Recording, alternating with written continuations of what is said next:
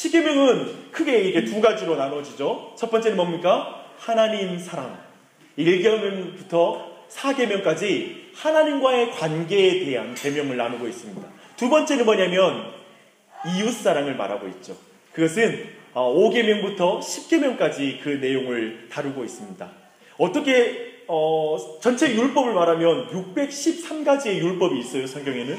근데 그것을 10가지로 요약한 그런 것입니다. 그래서 10계명을 하나님의 율법 중에서도 헌법이라고 말합니다. 우리나라의 모든 구체적인 법들은 헌법을 기초해서 만들잖아요. 헌법의 정신을 따라. 10계명은 하나님의 법의 모든 정신이죠. 그 정신이 뭐냐면 사랑입니다. 법과 사랑은 우리가 연결이 잘 안 되는데, 사랑은 하나님 사랑과 이웃 사랑, 그것이 바로 10계명을 가지고 있는 두 가지로 요약하는 것입니다. 그것은 예수님께서 직접 두 가지로 요약해 주신 내용입니다. 한 율법사가 예수님께 와서 묻습니다. 가장 큰 계명이 무엇입니까? 라고 질문하죠. 그 율법, 그때 예수님께서 하시는 말씀이 이것입니다. 모든 율법 중에 어느 율법이 크니까? 라고 말했을 때 하나님 말씀하시기를 내 마음을 다하고 목숨을 다하고 뜻을 다하여 주 너의 하나님을 사랑하라 하셨으니 이것이 크고 첫째 되는 계명이요 또 그와 같이 내 이웃을 내 자신같이 사랑하라 하셨으니 이것이 모든 율법과 온 율법과 선지자의 강령이다. 이렇게 말씀하고 있습니다. 사랑하는 여러분, 그래서 사람들이 이렇게 생각해요. 두 돌판이 있잖아요. 모세가 두 돌판을 들었는데 아마도 첫 번째 돌판에는 1계명부터 4계명까지 써 있었을 것이고 이제 5계명부터 10계명까지가 두 번째 돌판에 쓰여 있을 것이라 이렇게 생각하는 것이죠.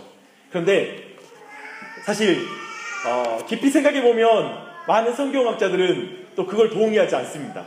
왜 그러냐면 아마도 똑같은 10계명이 적어진 두 돌판을 들고 있었을 것이다. 왜냐하면 요즘처럼 계약서를 쓰면 받는 자와 또 그것을 계약하는 또 사람 안에 두 개를 만들잖아요. 그것처럼 율법 또한 이 10계명의 두 돌판 또한 하나는 하나님의 것이고 하나는 우리의 것이었을 것이다. 그게 바로 그 당시의 관습이었기 때문에 그랬을 것이다 라고 이렇게 말하기도 합니다. 여하튼 하나님 사랑과 이웃 사랑이 바로 율법의 모든 내용입니다. 근데 그 둘의 관계를 한번 생각해 보시게요. 오늘날 있잖아요. 하나님 사랑과 이웃 사랑이 분리되어 있는 걸 우리가 보게 됩니다. 마치 두 개가 싸우는 것처럼 대조하는 것처럼 그렇게 이해하는 사람들이 있는 것이죠. 마치 두 돌판을 들었는데 두 돌판에 하나는 깨진 것 같은 그런 시대 속에 우리는 살고 있습니다. 제가 이렇게 설교를 준비하다가 영국의 유명한 부흥사이고 감리교를 창시한 굉장히 위대한 영적 지도자이죠.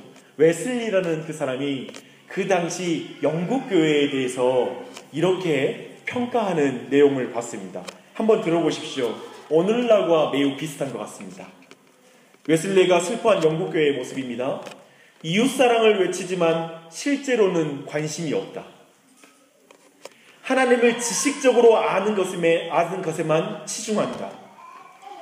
이웃이 고통스러워하면 함께 해결책을 찾아보려 하지 않고 기도만 하라고 한다. 교회라는 건물만을 중요하게 생각하고 가난한 사람들과 고통당하는 사람들을 외면한다. 예배드리면서 겉모습만 경건한 척 하기를 좋아한다. 어때요? 오늘날 이 시대의 한국교회의 모습, 어쩌면 우리의 모습이 이 안에 담겨있지 않습니까? 하나님 사랑과 이웃 사랑이 깨어진 거예요. 분리되어 있는 거예요. 오늘날 제가 볼 때 많은 그리스도인들이 이렇게 말해요. 오늘날 한국교회는 너무 하나님 사랑만 말합니다. 이웃 사랑에 대해서 말하지 않고 일주일 동안 세상 속에서 살아가는 삶에 대해서 깊이 다루지 못합니다. 그 말이 너무나 맞는 모습입니다.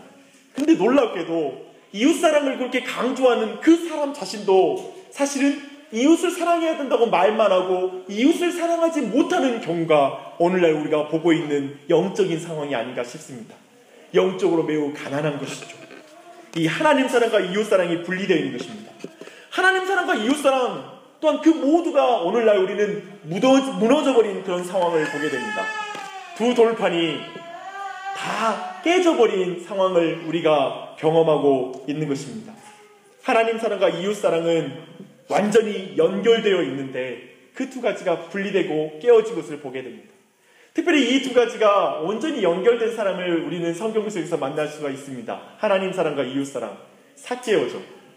이 삭개오라는 사람은 원래 돈이 그에게는 우상이었고 그 인생은 자기 민족에게 반역자다, 그리고 정말 나라를 팔아먹은 자이다 라는 그런 비난을 들어도 그걸 감수하고라도 재산을 늘리는데 관심이 있었던 사람이었습니다. 그런 사람이 드디어 예수님을 만납니다. 그가 그런 자신을 사랑하는 하나님의 사랑을 경험하게 되고 그 사랑하는 하나님의 사랑이 돈으로만 채우려고 했던 그 마음을 가득 채우게 됩니다. 그래서 그 사람이 자신의 인생을 채우리라고 믿었던 그 모든 돈을 팔아서 재산의 절반을 팔아서 가난한 자들에게 나누어 주겠다라고 말합니다. 그리고 자신이 누군가에게 토색한 것이 있다라면 4배나 갚아주겠다라고 말합니다. 그 사람은 율법에서 요구하는 것 이상의 것을 나눠서라도 자신이 하나님을 사랑했는데 이제 이웃을 사랑하겠다라고 말합니다. 아마도 하나님 사랑과 이웃 사랑을 극적으로 가장 잘 드러낸 사람이 이 삭개오에게 보이는 것입니다. 하나님과 사랑과 이웃 사랑은 분리할 수가 없습니다. 1계명부터 4계명과 5계명부터 10계명은 우리는 분리할 수가 없다는 것이죠. 사실은 우리나라는 한국교회는 하나님 사랑만 강조하고 이웃 사랑은 강조하지 않아. 이렇게 말할 수가 없는 거예요. 원래 이웃 사랑을 하지 않으면 하나님을 사랑하지 않는 거예요. 하나님의 사랑을 바르게 가르치지 않는 거예요. 하나님의 사랑을 바르게 가르치지 않으면 이웃 사랑을 할 수 없는 거죠. 그 면에 볼 때 이 두 가지는 연결되어 있다는 사실을 꼭 기억해야 합니다. 그렇기 때문에 성경이 요구하는 건 하나님 사랑에서 흘러나온 이웃 사랑을 원하는 거예요. 그저 이웃 사랑을 한다면 도덕적인 그리스도인이 되겠죠. 하지만 성경적인 그리스도인은 하나님의 사랑을 받고 그 사랑을 나누는 것이 성경적인 그리스도인입니다. 그래서 1계명부터 4계명을 기반해서 하나님 사랑을 기초해서 5계명을 받아들여야 해요. 그래서 5계명을 이 시간 우리가 배울 때, 이제 5계명부터 10계명의 말씀을 우리가 배울 때 우리가 꼭 들어야 될 하나님의 말씀이 있습니다. 제가 그 하나님의 말씀을 성경을 기초해서 이 시간 정말 하나님께서 이렇게 말씀하시는 것을 믿음으로 한번 들어보십시오. 그리고 5계명으로 나아가십시다. 나는 너와 온 세상을 창조한 하나님 아버지이다. 나는 너를 우상 숭배와 형벌로부터 구원하기 위해 나의 형상인 아들 예수를 십자가에 내어준 너의 구원자이다. 그는 나의 이름을 망령되게 부른 너의 죄의 짐을 지고 십자가 위에서 나의 이름을 부름으로 대속의 죽음을 당했다. 왜 그랬는 줄 아느냐? 너로 거룩한 나와 교제하게 하기 위해서이다. 내가 나의 자녀가 되어 나의 거룩함을 맛보게 하기 위하여 내가 십자가의 고통의 맛을 보았다. 죽음의 맛을 보았다. 너로 내 안에서 안식하게 하기 위하여 내가 그리 행하였다. 사랑하는 아들아, 딸아, 이제 나를 대신해 이 세상을 다스리는 직분자가 되어 일하는 사명을 너에게 주고자 한다. 이제 내가 이 세상에서 이루어 나가기 원하는 사회가 어떤 것인지, 이 세상은 어떤 모습이어야 되는지 너에게 가르치려고 한다. 5계명이 바로 그것을 가르쳐 주는 것이다. 이제 이 5계명부터 하나님은 우리를 구원하시고 나서, 창조하시고 나서 우리와 어떻게 이 세상을 다스려 나가기 원하시는지를 가르쳐 주는 분이 5계명입니다. 이제 5계명을 천천히 살펴보십시다. 놀랍게도 설교 일정이 어버이날과 겹쳐서 얼마나 기쁜지 모릅니다. 내 부모를 공경하라.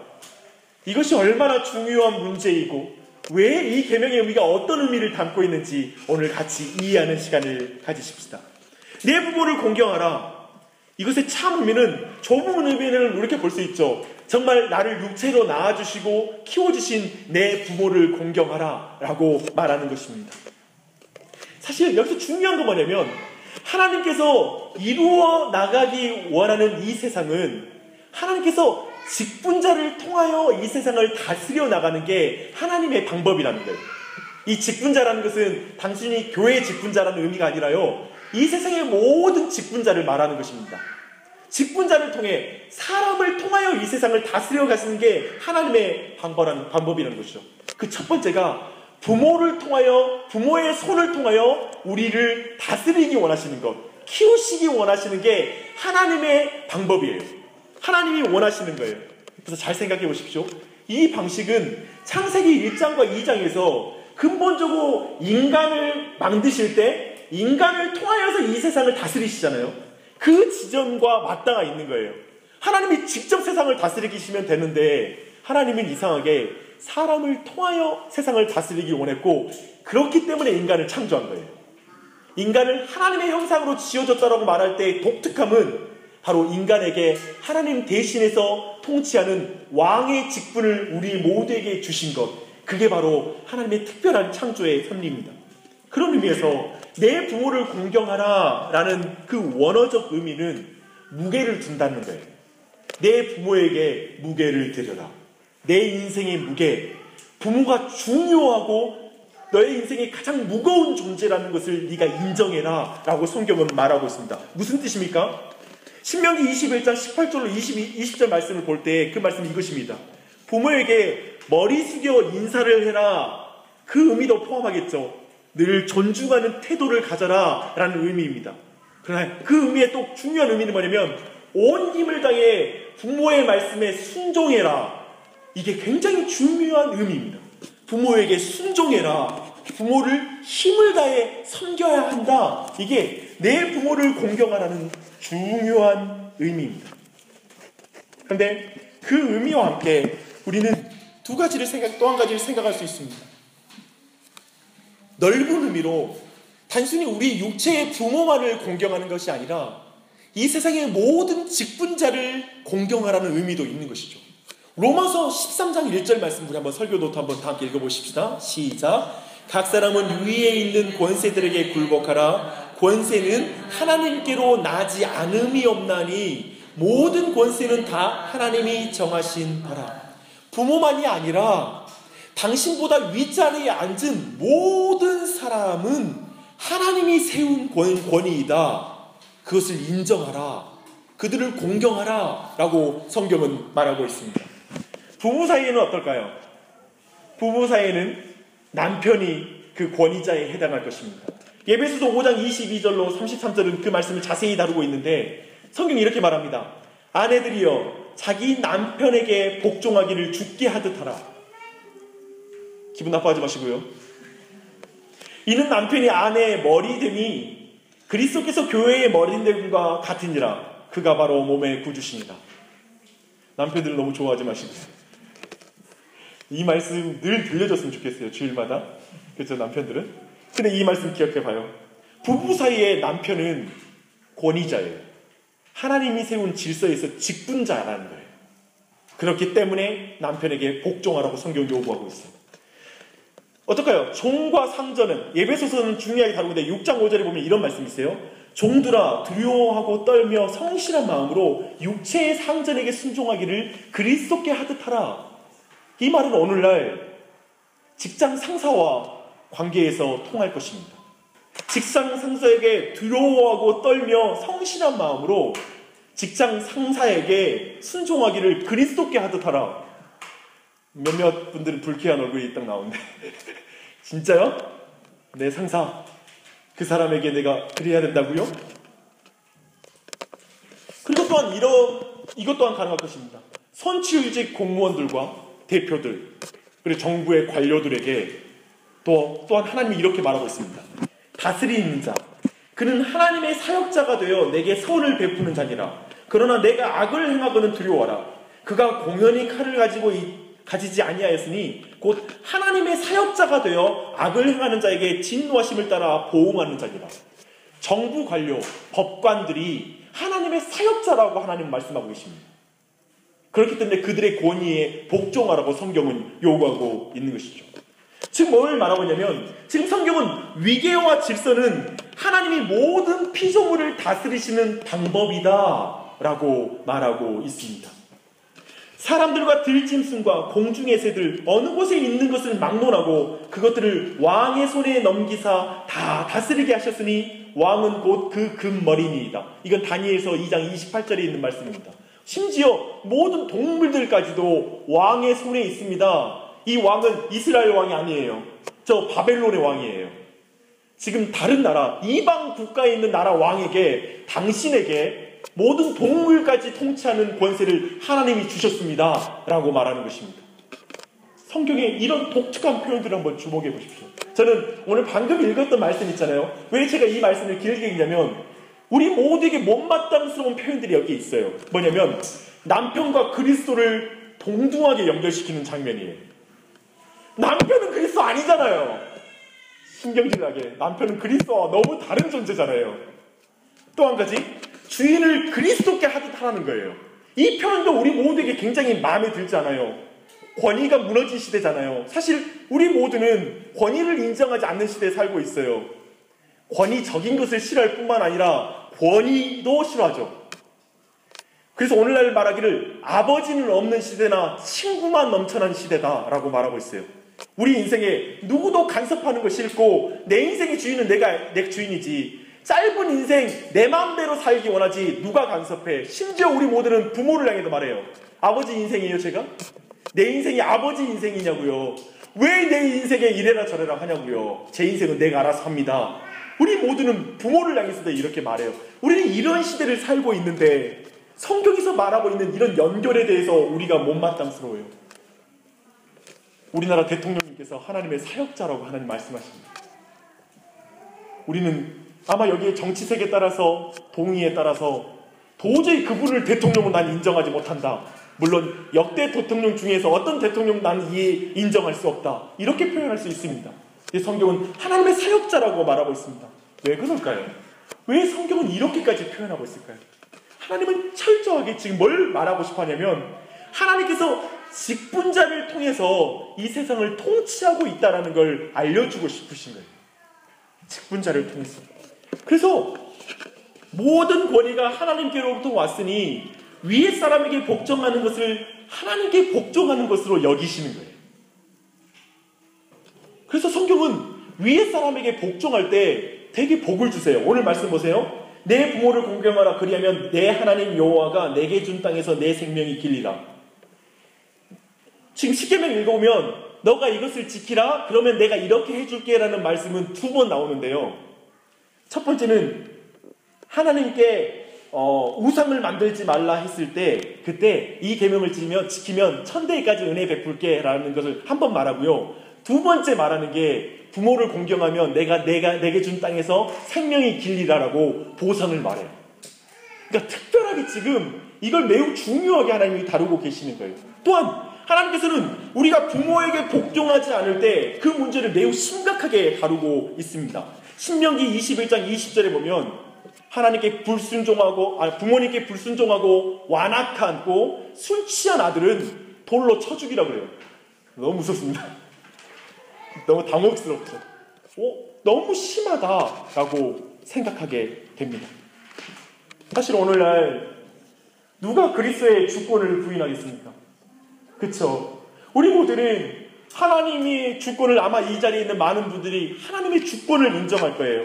하나님이 이 세상을 통치하시는 걸 인정할 거예요. 그리고 여러분 모두가 동의하는 건 나 하나님의 다스림을 받기 원합니다. 나 하나님이 나보다 높으신 분이라고 인정합니다. 하나님은 나의 왕이십니다. 라고 말할 것입니다.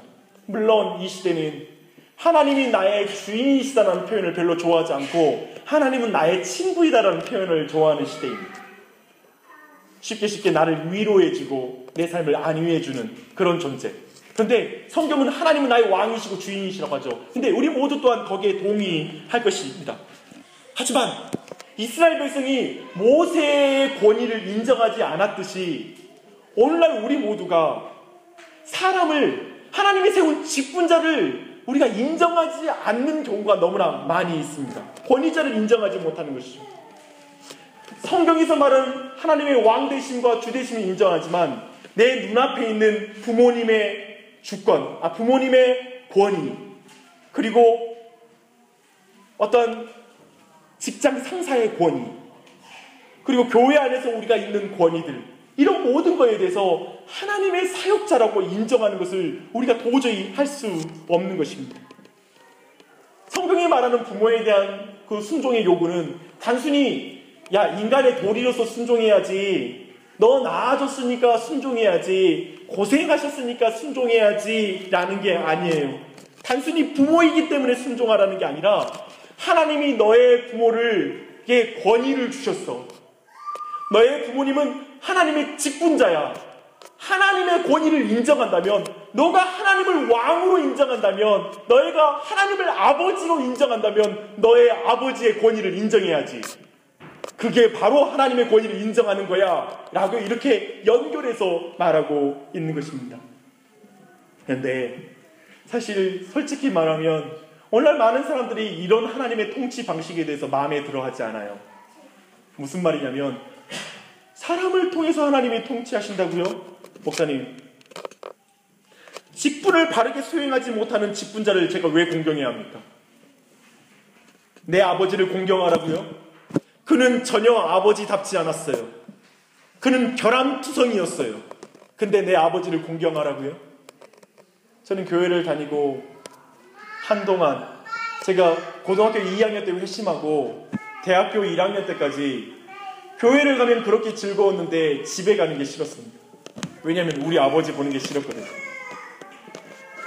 저희 아버지에게 제가 가장 충격을 받고 아파했던 경험은 고3 때 제가 이제 학원을 가야 되는데, 제가 사실은 저는 일찍부터 그 돈을 밝히고 돈의 우상을 섬기며 빨리 나는 무조건 공부하기 싫다, 무조건 빨리 졸업해서 돈 벌겠다 생각하고 실업계 고등학교를 갔습니다.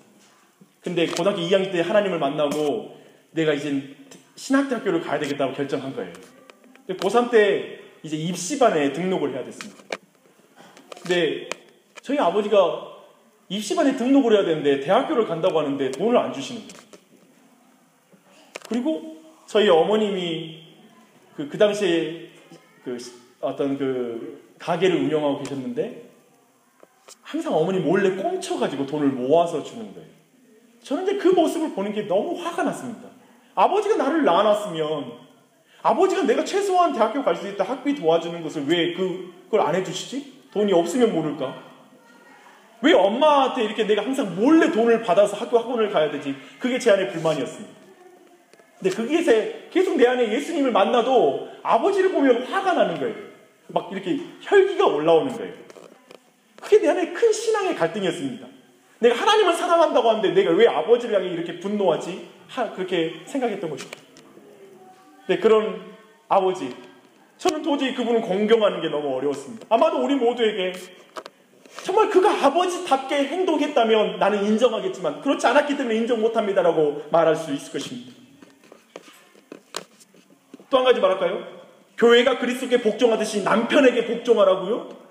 그리스도가 교회를 사랑하신 것처럼 남편이 저를 사랑한 적이 없는데 왜 나만 남편을 공경해야 됩니까? 남편이 먼저 나보고 그리스도께서 교회를 사랑하듯 사랑하라고 먼저 말하세요. 손해보기 싫습니다. 이렇게 말하는 것이죠. 아버지, 남편. 그러나 성경이 말하는 건 아버지, 남편, 이 칭호를 가지는 것만으로 그를 존중하라고 말하고 있습니다. 그리고 그의 권위에 순종하라고 말하고 있습니다. 별로 와닿지 않죠? 하나님이 당신의 남편, 부모를 당신에게 보내셨기 때문에 순종하라고 성경은 말하고 있는 거예요.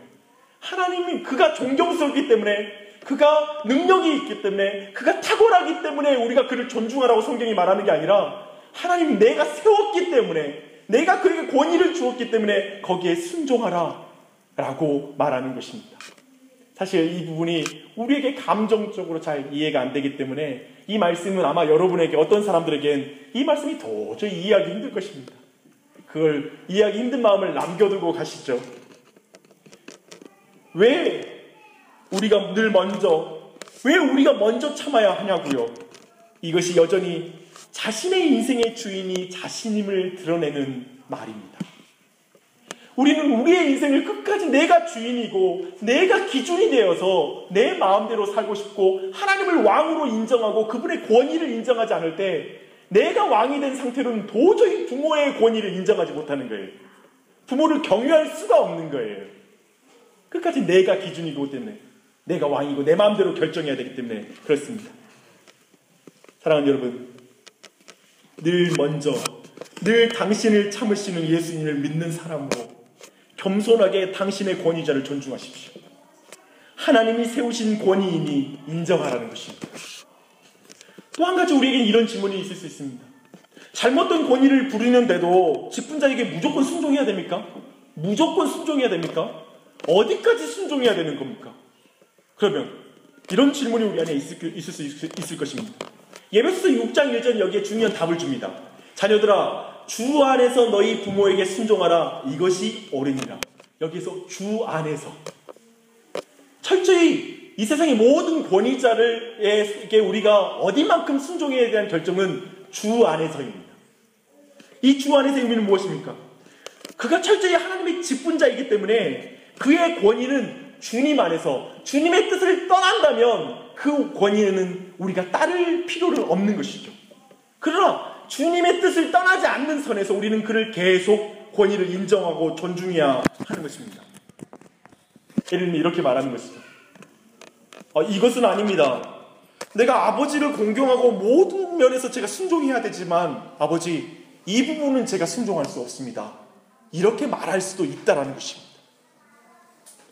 부모의 말이라고 해서 무조건 듣거나 혹은 자기 편의대로 취사 선택하는 것은 기독교에서 말하는 부모의 공경의 태도가 아닙니다.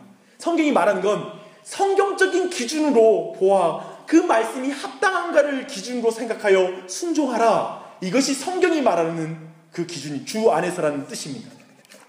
지극히 질서를 존중하고 권위자에게 겸손한 태도를 가졌기에 권위자들은 끊임없이 그리스도인들에게 존중받는 느낌을 받게 되는 것이죠. 그러나 하지만 모든 불의하고 부정한 요청까지도 기꺼이 수용하지 않는 바른 기준을 가지고 있다는 것을 권위자들이 그 사람에게 느끼는 거예요. 무슨 말인지 알겠죠? 한편 그리스도인들을 보면 너무 편해. 근데 자세히 보면 뭔가 기준이 있어. 이건 뭐야? 너무 나를 존중해주고 너무 좋아하는 줄 알았는데 어떨 때는 내가 불법을 저지르려고 할 때는 거기에 대해서는 분명하게 자신의 기준을 가지고 있다는 걸 불쾌해한다는 게 느껴져요. 그걸 따를 수 없다는 것이 이 사람한테 있다는 게 느껴지는 것. 바로 그러한 것이 그 안에 있는 거죠. 저는 지금 말하고 싶은 이것입니다. 목사님, 이럴 때는 어떻게 해야 됩니까? 이럴 때는 어떻게 해야 됩니까? 이런 구체적인 대답은 아마도 제가 다 줄 수 없을 것입니다. 근데 지금 어쩌면 이 시간을 통해 우리가 가져야 되는 건 어떤 그리스도인의 바른 이미지이죠. 그렇기 때문에 권위의 오늘날 우리 시대에 다시 한번 돌아보는 건 되게 권위의 적대적인 문화예요. 하나는 적대적인 것. 또 한 거는 그건 권위에 아부하는 문화예요. 제가 볼 때 이 두 가지는 동전의 양면이에요. 회사를 한번 가보십시오. 하나는 굉장히 권위에 적대적인 어떤 그런 캐릭터가 있고요. 그래서 한편으론 예를 들면 평생 직장이 보장된 사람은 승진 상관없어 하면서 혼자 독고다이로 거기서 생활하는 분이 계실 수 있어요. 승진을 다 포기하고 그냥 내 스타일대로 사는 거죠. 권위에 대한 적대적인. 또 한편은 권위에 대해서 철저하게 붙는 사람이에요. 그냥 가서 그가 모든 걸 원하면 다 이루어드리리라 하고 그에게 완전하게 이렇게 섬기는 사람인 것이죠. 근데 이 두 가지 모두 성경에서 요구하는 개념은 아닙니다. 사실 이 둘은 배치장 차이일 뿐이에요. 뭐냐면 실용적으로 자신에게 필요한 상황에서 권위를 갖는 것이죠. 저 사람이 권위에 있다는 거 뭐냐면, 직장상 권위 있는 거 뭐냐면 내가 내 승진을 위해서 그 사람이 필요하기 때문에 순종해 주는 거지, 그 관계가 깨진다면 쳐다보지도 않을 관계, 철저히 이 관계가 거기에 들어가 있는 것입니다. 근데 오늘날 우리는 그런 시대에 살고 있습니다. 근데 우리 모두가 거기에 동참하는 것이 아니라는 것이죠.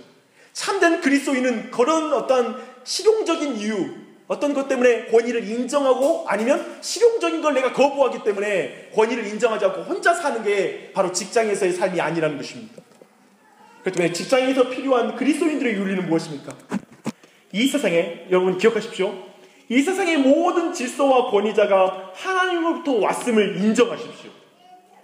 여러분이 직장 상사까지, 남편, 그리고 아버지 모두가 하나님이 세운 권위자임을 인정하십시오. 두 번째, 이웃들 안에 심어 놓으신 모든 아름다운 것을 보십시오. 그 사람들을 직분자로 인정하지 않으면 우리는 늘 그 사람들에 있는 장점도 못 보고 그들에게 하나님이 심어준 아름다운 걸 보지 못하고 그저 적대적인 감정으로 직장 생활과 인생을 살아가게 돼요. 부부관계를 보십시오. 제가 볼 땐 우리 모든 부부는 서로 하나님께서 짝지어져서 그에게 뭔가 하나님께서 주신 아름다운 게 있어요. 근데 우리의 모든 관계는 뭐냐면 뭐 아니면 도예요. 그가 나에게 실망시키는 한 가지 때문에 남편의 모든 존재를 부정하거나 아내의 모든 존재를 부정해서 철저하게 서로 가운데 단절된 삶을 살 수 있어요. 그렇지 말라는 거예요. 권위의 적대적인 분위기 속에서 비꼬는 대화와 비방하는 대화 속에서 소극적인 자세를 취하십시오. 주도하지 마십시오. 같이 모였을 때, 야, 거기 뭐야, 그 부장 봤어? 뭐야, 그거? 왜 그러는 거야? 마치 그 모든 대화에서 그 권위자를 흠집을 내고 그를 망가뜨리는 대화에 주도하는 사람으로 서지 마십시오. 물론 거기에서 다들 정말 합당한 어떤 불만을 가지고 있는데 나는 부장님이 너무 좋아. 나는 그분으로 너무 행복해. 뭐 이렇게 막 그분에게 또 붙는 철저히 그 권력지향적인 친화적인 프렌들리하는 그런 모습을 보이는 것 또한 어쩌면 우리 모두가 이 세상에서 할 수 없는 모습일 수 있습니다. 그러라는 말은 또한 아닙니다. 바울이 말하는 것처럼 사실은요, 그리스도인들은 가장 작은 자에게도 순종적이 되는 자세를 가져야 합니다. 모든 겸손과 온유로 하고 오래 참음으로 사랑 가운데 서로 용납하라. 에베소서 4장 2절 말씀입니다. 에베소서 5장 21절 이렇게 말합니다. 그리스도를 경외함으로 피차 복종하라. 근본적으로 세상 사람에게 그리스도인들은 이런 이미지인 거예요. 야, 저 사람은 늘 사람들을 존중해. 계산적이지 않아. 별로 자기에게 이득될 것도 없는데 친절해. 라는 그런 이미지를 가지고 있는 거예요. 그리스도인들은 모든 오만함과 뻔뻔함, 무례함, 그러한 이미지가 아닌 거예요. 또 불편하고 긴장감이 있는 사람으로서의 그 이미지가 제거된 존재인 거예요. 그러기보단 매우 존중함을 드러내는 겸손함이 있는 이미지, 그리고 간사함이 느껴지지 않는 신중함을 가지고 있는 그리스도인. 그래서 막대할 수는 없지만 너무나 편한 존재, 그러한 이미지가 그리스도인이 가지고 있는 그런 권위인 것이죠. 저 친구는 참 사람을 편하게 해줘. 자신의 생각을 정확하게 전달하되 다른 사람의 생각을 존중할 줄 아는 사람이야. 그런 어떤 이미지를 가지고 있는 거예요. 그렇게 하기 위해서 여러분에게 한 가지만 말씀드리고 싶습니다. 이런 이미지를 가진 것, 그리고 이렇게 그리스도인으로서 권위를 인정하는 어떤 삶을 살아갈 때 가장 중요한 건 겸손한 것입니다. 겸손하십시오. 우리가 무시할 사람 없다고요. 제 생각에 우리가 무시할 상사 없어요. 우리가 무시할 남편과 아내 없습니다. 우리가 완전히 부정해야 될 정치 지도자 없습니다. 우리 모두 하나님의 그 권위를 인정하며 그들의 권위 또한 인정하십시오. 작은 사람 없고 없는 사람 없고 배우지 않는 사람 없습니다. 우리가 무시할 사람 없습니다. 겸손하십시오. 그래서 이런 태도가 우리 모두가 권위를 향해 가진 태도라면, 특별히 권위자들, 우리 모두는 뭐냐면 우리의 권위자가 있을 뿐만 아니라 내 자신이 권위자로 누군가에게 서 있어요. 우리 모두 부모잖아요. 그런 면에서 우리는 어떤 태도를 가져야 될까? 또 우리 또한 상관이 될 수 있어요. 그때 어떤 태도를 가져야 될까? 하나님 말씀하시는 거예요. 하나님께서 부모를 직분자로 세우셨으므로 그것이 부모의 권위의 근거이자 한계이기도 하다는 거예요. 우리 모두는 주 안에서 권위를 부려야 돼요. 권위와 권위적이다는 말은 달라요. 근데 오늘날 많은 사람은 권위적이에요. 근데 진짜 권위가 없어요. 이 부분을 기억하십시오. 그런 면에서 볼 때 진짜 권위는 주 안에 있는 것인데요. 부모로서 마땅한 고백과 태도, 자녀를 향한 태도는 이런 것이에요. 주님, 하나님만이 우리의 유일한 아버지십니다. 내 아이의 아버지십니다. 그런데 주님의 그 고귀한 칭호를 제게 허락해 주셔서 감사합니다. 내가 주님을 대신해 내게 허락한 자에게 하나님을 잘 가르치게 해 주시옵소서. 잘 전하게 해 주시옵소서. 주님, 제가 하나님의 깨끗한 통로가 되어서 하나님 아버지를 잘 드러내는 아버지 되게 해 주시옵소서. 어머니 되게 해 주시옵소서. 이 태도가 바로 부모가 가져야 될 태도인 것이죠. 또한 여러분이 상관이 된다면, 그리고 상관이라면 어떤 태도를 가져야 될까요? 주님, 제가 저들보다 뛰어난 사람이 결코 아닙니다. 그럼에도 하나님이 저를 높이셔서 높은 지위를 허락해 주셔서 감사합니다. 제가 주님의 형상이 회복된 자로서 저들에게 바른 권위를 사용할 수 있게 해 주시옵소서.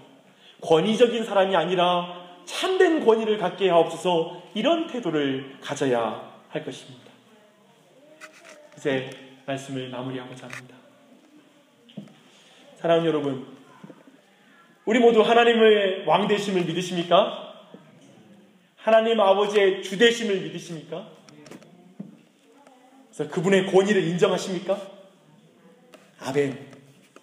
근데 우리가 나눈 것처럼 그 하나님의 권위를 인정한다면 하나님께서 이 세상을 통치하시되 직분자를 통하여 통치하시는 걸 인정하십시오. 다 평등하죠. 우리 모두 다 똑같아요. 그러나 하나님이 직분자를 세워서 그분이 이 세상을 통치하기로 하셨어요. 그래서 우리에게 보이는 사람에게, 그 사람, 우리의 윗사람들에게 여러분 권위를 인정하십시오. 아까 나눈 것처럼 권위적인 시대이지 권위가 없는 시대이고 아버지가 없는 시대라는 걸 우리가 살펴보았습니다. 그래서 제가 볼 때 오늘날 그리스도인들에게 있는 한 가지는 뭐냐면, 제 큰 문제는 뭐냐면 무례예요. 그러니까 그리스도인들이 더 친절한 게 아니라 사실 세상 사람과 크게 다르지 않아요. 되게 무례해요. 그리고 권위에 대해서도 매우 저돌적일 수 있고 적대적인 감정들이 자꾸 드러나요. 우리 자신에게 사실 그 부분이 잘 해결이 안 돼요. 왜냐하면 제가 보는 건 우리 자신도 부정한 잘못된 권위에 의해서 상처가 있어요. 아버지를 향한 상처, 어머니를 향한 상처, 그리고 교회에서는 목회자에 대한 상처, 많은 상처들 때문에 그냥 쉽게 우리 안에 적대적이고 흥분되어서 그것에 대해서 묶여있는 사람이 많이 있어요. 기억하십시오. 그런 근본적인 거 안에서 우리 모두는 이겨야 될 건, 내 인생의 주인은 나야, 내 마음대로 할 거야, 내가 주인이야 라는 그 마음을 내려놓으십시오. 끊임없이 권위자들 통해 하나님이 나를 간섭하실 수 있다는 사실을 인정하십시오. 하나님이 나에게 복 주시는 것은 내가 오케이 하지만 우리 가정사에는 간섭하지 마십시오. 하나님이 여러분 가정사에 간섭하시는 거 상관없죠. 근데 만약에 어떤 목회자나 어떤 권위자, 부모님이 여러분의 인생에 간섭하면 어떻게 대하시겠어요? 제가 돌아봤어요. 마지막 나눔하고 마무리하겠습니다. 저는 저희 목사로서도 제게 설교를 준비하면서 너무 부끄러운 건, 최근에 되게 부모님께 연락 한번 못 드렸어요. 전화 한번 드리고 따뜻하게 엄마한테 인사하고 그러지 못한 것 같아요. 그리고 어머니가 조금만 교회에 대한 간섭을 하면, 아니면 교회에 대한 이야기를 나누면 엄마가 뭘 알고 그러냐고. 엄마, 내가 목사라고, 내가 전문가이자 엄마 되게 교회에 대해 잘 모르시는데 뭘 그렇게 간섭하냐고. 그러니까 어머니의 감정 하나 살피지 못해. 목사인데 되게 무례해. 그러니까 어쩌면 우리가 하나님의 권위를 진짜 인정하는 것이 무엇인지를 우리가 느낄 수 있는 건 아마 부모님과의 관계인 것 같아요. 그 가장 편한 그 관계에 우리가 얼마나 무례하고 얼마나 무시하고, 엄마가 알면 얼마나 알고 나한테 해준 게 있으면 얼마나 해줬다고 이래요 라고 말하는 거에서 오는 그 깊은 무례함, 하나님의 권위를 전혀 인정하지 않는 모습으로 부모와의 관계를 맺는 것, 아마 그것이 우리 안에 많이 있는 것 같아요. 저를 포함해서. 사랑하는 여러분, 따뜻하게 전화하십시다. 따뜻하게 인사하십시다. 그리고 부모님의 감정을 살펴드리십시다. 틀린 요구에 대해서는 받을 수 없죠. 그러나 그 틀린 요구를 받을 때에도 부모님의 마음이 상하지 않도록 넘어가 줄 수 있는 것, 그게 참된 부모를 경외하는 자세가 아니겠습니까? 우리 모두가 꼭 기억하십시오. 부모의 권위를 인정하는 것이 하나님의 권위를 인정하는 것입니다. 그렇게 하나님은 받아들이십니다. 이 시간 기도하겠습니다. 하나님 아버지, 우리 모두는 내가 왕인 것처럼 삽니다. 내 기분대로 내 인생 디자인하고 싶고, 내 기분대로 내 인생 이끌고 싶고, 내가 주도적이 되고 싶고, 누구에게도 내가 주도권을 빼앗기고 싶지 않습니다. 그래서 부모님이 뭐라고 하면, 주님, 부모님이 뭘 아냐고, 내 인생은 내 것이라고 말하면서 내 자신의 길을 걸어가며 부모님을 경외하지 않고 부모님을 공경하지 않을 때가 있음을 고백합니다. 부모님의 말이 그렇게 가볍게 여겨지고 부모님께 무게를 주지 않는 그런 인생을 살고 있습니다. 그런 태도가 하나님이 세우신 모든 직분자에게 우리가 나아가는 태도임을 고백합니다. 그것은 바로 정말 내가 왕인 듯 살아가고 내가 주인인 듯 살아가고, 그래서 궁극적으로 하나님이 주인인 걸 인정하지 않는 태도인 것을 우리가 배우게 되었습니다.